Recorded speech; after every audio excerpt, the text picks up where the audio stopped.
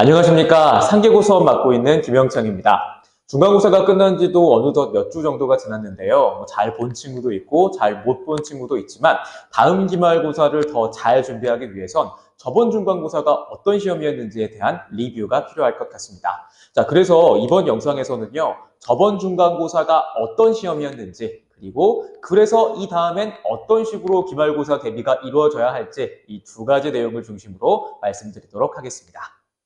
네, 이번 상계고 중간고사를 총평해 보자면요. 정석대로 명확하고 확실하게 이렇게 정리해 볼 수가 있을 것 같은데요. 네, 중간고사 문제 혹은 내신 문제라고 이야기를 한다면 아주 말하자면 더러운 문제를 내는 경우가 종종 있거든요. 아주 디테일한 부분을 가지고 말장난을 친다던가 아니면 보통의 경우에 잘 다루지 않는 좀 세부적인 내용들을 프린터 같은 데서 제시한 다음에 그걸 중심으로 문제를 낸다던가 뭐 이런 식으로 학생들을 혼란스럽게 만드는 문제들이 출제되기도 하고 이제 그런 문제에서 변별력이 생기기도 하는데 이번 상계고 시험은요 말 그대로 정석 앞에서 말씀드린 그런 조금 혼란스러울 수 있는 요소들을 전부 다 배제한 채 정확하게 내야 될 문제를 냈다 이렇게 얘기할 수 있겠습니다. 그래서 교과서 지문은 교과서에서 잡는 포인트를 위주로 그대로 그리고 외부 지문 그러니까 이전에 교과서에서 잘 등장하지 않았던 지문 같은 경우에는 수능 형식으로 시험지를 보고 문제를 풀 수 있게 마지막으로 문법 지문은 대표적인 유형을 그대로 출제해서 대비가 어떤 식으로 돼야 될지 명확한 메시지를 줬다 이렇게 얘기할 수 있겠습니다. 자, 어떻게 문제가 났길래 이렇게 얘기할 수 있는지 문제들을 보면서 설명드리도록 하겠습니다. 네, 가장 먼저 교과서에서 등장하는 지문들을 어떤 식으로 다뤘는지 한번 얘기를 해보려고 하는데요. 이 문제는요. 이번 시험 범위의 핵심이라고 할 수 있는 현대소설 지문 달밤과 연관되어 출제된 그런 문제가 되겠습니다. 달밤은요. 1인칭 관찰자 시점인데요. 이런 서술자가 많이 등장하는 서술자가 아니라 조금 독특한 서술자를 등장시키는 그런 작품이다라고 이야기할 수 있겠습니다. 그러다 보니까 교과서에서도 이 1인칭 관찰자인 서술자가 어떤 식으로 작품에서 드러나고 있는지 이런 내용들을 위주로 설명을 하고 있는데 아니나 다를까 문제도 보기에서 서술자에 대한 내용들을 아주 깊이 있게 설명을 해준 뒤에 그것이랑 관련된 내용들을 선지에 출제하는 방식으로 출제가 됐습니다. 자, 그래서 저희도 마찬가지로 서술자랑 관련된 내용들을 꼼꼼하게 수업하는 이후에 서술자랑 관련된 문제도 상당히 많이 풀어봤었거든요. 자, 그러니까 교과서에서 잡고 있는 그 개념들, 서술자와 서술 시점에 대한 개념이 필요하고 그리고 그것에 대해서 아주 정석적으로 물어봤다라고 얘기할 수 있겠습니다. 그렇다 보니까 이런 전형적인 유형 같은 경우에는 어떤 내용일지가 교과서에 드러나 있기 때문에 문제풀이 경험이 풍부한 것이 조금 중요하다라고 할 수 있겠죠. 그래서 저희도 그 점에 주안을 두고 대비를 했었습니다. 네, 다음으로 외부 지문이 되겠습니다. 이번 외부 지문 저도 받아보고 깜짝 놀랐는데요. 윤동주의 간을 출제를 했습니다. 윤동주의 간이라고 하면 사실 중학교 1학년 수준에서는 거의 다루지 않는 작품입니다. 가장 최근에 출제된 것이 제 기억에는 고등학교 3학년 모의고사에 출제된 적이 있는 말하자면 조금 수준이 있는 그런 작품이라고 할 수 있겠습니다. 그러다 보니까요. 어렵게 내자면 한도 끝도 없이 어렵게 낼 수 있는 문제였던 것이죠. 하지만 이번에도 마찬가지로 마치 모의고사 지문을 낸 것처럼 이 작품에 대한 풍부한 설명을 해주고 그 내용을 바탕으로 그 내용을 바탕으로 선지를 출제하는 그런 경향을 보였습니다. 제가 지면상 살짝 자르긴 했는데요. 이 학교 문제 사이에 사실 되게 긴 내용의 보기가 들어 있었습니다. 그 내용을 바탕으로 문제를 풀었으면 되는 것이었는데요. 저희는 이미 그 내용은 이미 수업을 했기 때문에 그 수업한 내용을 바탕으로 이 내용들을 조금 더 풍부하게 해석할 수 있는 그런 방식의 문제들을 많이 풀어봤었죠.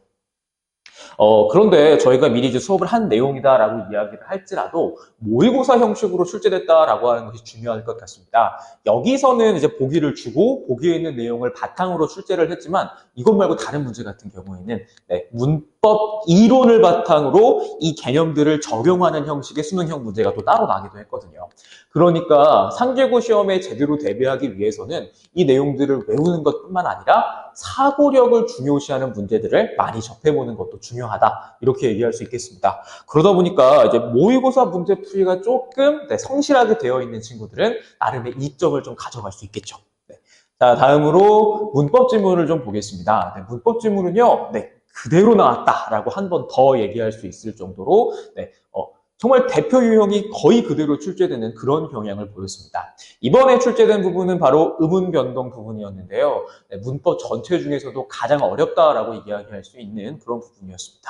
다른 이유 때문에 어려운 게 아니라 낼 수 있는 이 예문들, 예시들이 정말로 무궁무진하거든요. 이 내용들을 잘 알고 있는 친구들 같은 경우에는 쉽게 문제를 풀 수 있지만 그렇지 않은 친구들, 그런 경우에는 조금 어려울 수 있었고요. 또 시험을 출제하시는 선생님들께서 정말 기상천외한 예시를 찾아오시는 경우에는 이제 그것도 난이도 있는 문제가 될 수 있었죠.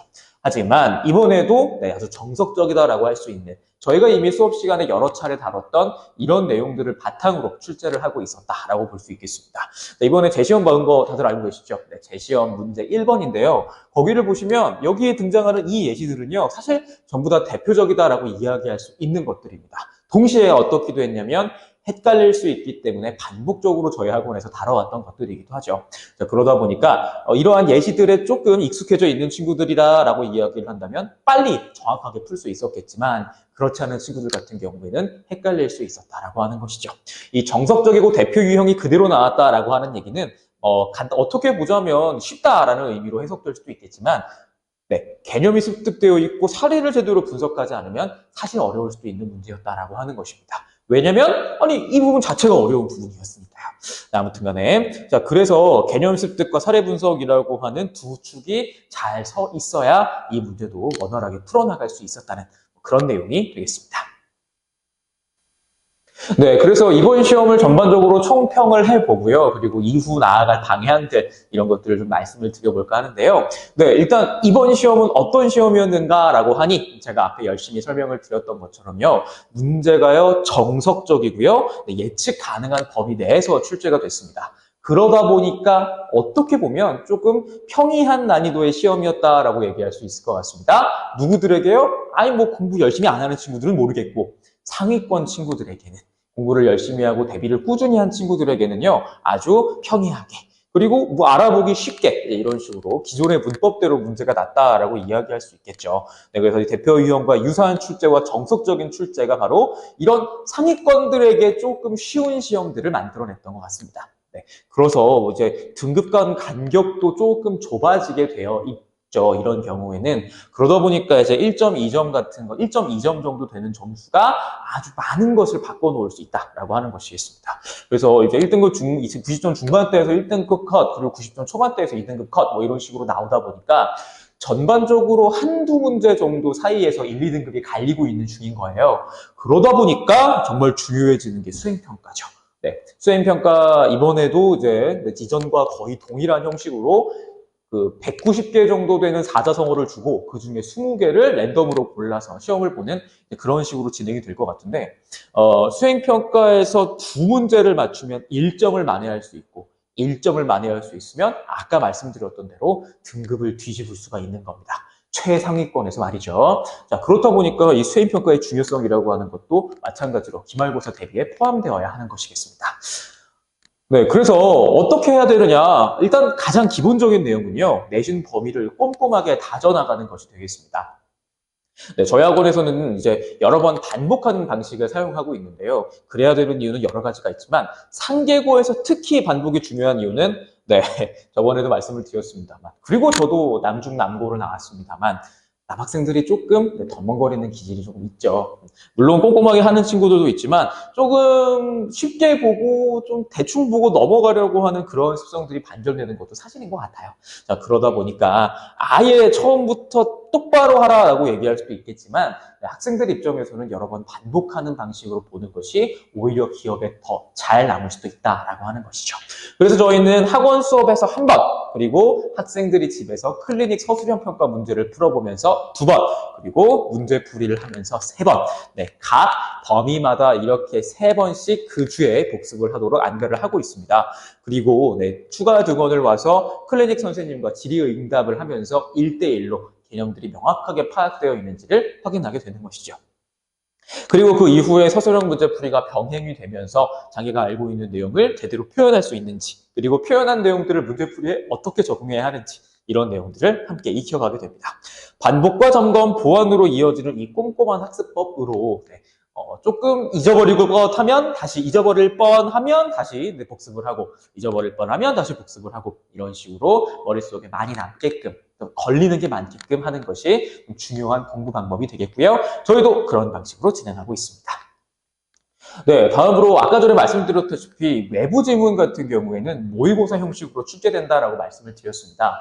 지금은 1학기이기 때문에 교과서 내용들 위주로 출제가 되겠지만 2학기로 넘어가서 교과서에 있는 문학작품들 내용이 다 소화가 되고 나면 어쩔 수 없이 외부 지문을 가지고 와서 그 외부 지문을 가지고 문제를 내야 하는데요. 이번에 출제에서 이 외부 지문을 수능형, 사고형으로 출제를 했기 때문에 이후에 분량이 많아지는 외부 지문들도 수능형과 사고형으로 출제되리라고 이해하고 예측할 수 있겠습니다. 그렇다 보니까 내신 대비에 방해되지 않는 선에서 반복적으로 조금 사고력 문제풀이를 좀 체화하는 것이 되게 중요할 것 같은데요. 그래서 저희는 클리닉과 함께 사고력 문제풀이를 계속 해나가고 있습니다. 물론 지금은 내신 대비가 시작된 지 얼마 안 돼서 지금은 모의고사를 같이 하고 있기는 하지만 이후에 내신 대비가 중요해지면 조금 이제 무게를 다르게 해서 진행하게 될 것 같은데요. 내신 대비에 방해하지 않는 선에서의 꾸준한 연습은 오히려 이후에 내신 대비에도 도움이 되는 그러한 안배다 이렇게 보시면 되겠습니다. 자, 마지막으로 수행평가입니다. 아까 전에도 말씀드렸다시피 이 사자성어 2개만 외우면 등급을 바꿀 수 있는 그런 경우가 되기 때문에요. 수행평가를 아주 꼼꼼하게 보는 게 중요합니다. 그리고 이번 수행평가가 쉽다면 쉬운데 어렵다면 어려운 단순 암기 그리고 시험 이런 방식이기 때문에요. 여러 번 반복해서 보는 게 중요합니다. 그러다 보니까 저희도 지금 학생들을 데리고 여러 번 외우고 여러 번 확인하는 그래서 또 반복을 통해서 확실히 정복하는 이러한 방식의 대비를 진행을 하고 있습니다. 그래서 작년 수행평가 문제도 저희가 가지고 있고요. 그리고 이번 자료들도 열심히 만들어서요. 계속해서 모의평가를 앞으로 수행평가 보기 전까지 진행할 예정입니다. 그래서 이 배점이 높은 수행평가를 철저히 준비해서 살짝 삐끗한 부분은 보완하고 이미 앞서갔던 부분은 더 앞서갈 수 있는 그러한 기회가 될 수 있도록 준비할 예정입니다. 네, 중간고사와 기말고사 이게 한 사이클이 돌고 나면요 내신 대비가 어떻게 돼야 될지 그리고 앞으로는 어떻게 내신 대비를 해야 할지 이런 것들이 학생들 머릿속에서 정리가 되기 시작할 겁니다. 어머님들도 혹은 아버님들도 학부모님들도 이러한 내용들 바탕으로 해서 학생들과 이후 진로를 좀 만들어 나가셔야 될 텐데요. 어쩔 수 없이 내신의 이점을 가지고 있는 친구들은 이후 수능 대비해서도 조금 더 힘을 받게 됩니다. 어쩔 수 없이 수능 공부랑 내신 공부는 연계되어 있는 측면도 있고 만약에 내신이 탄탄하다라고 얘기를 하면 정말 1년에 단 하루에 모든 걸 걸어야 하는 그 수능의 불확실성을 어느 정도는 좀 보완할 수 있기 때문에 그래요. 자, 그렇기 때문에 기말고사도 당연히 잘 대비를 해야겠고요. 기말고사를 잘 대비함으로 인해서 이후에 내신 대비도 함께 그림을 그려나가야겠습니다. 저희 미래국어에서 최선을 다해서 지도할 테니까요. 그래서 학부모님께서도 많은 지지와 많은 응원 부탁드리겠습니다. 오늘 저희가 준비한 내용은 여기까지입니다. 다음에 다시 기회가 되면 만나 뵙겠습니다. 감사합니다.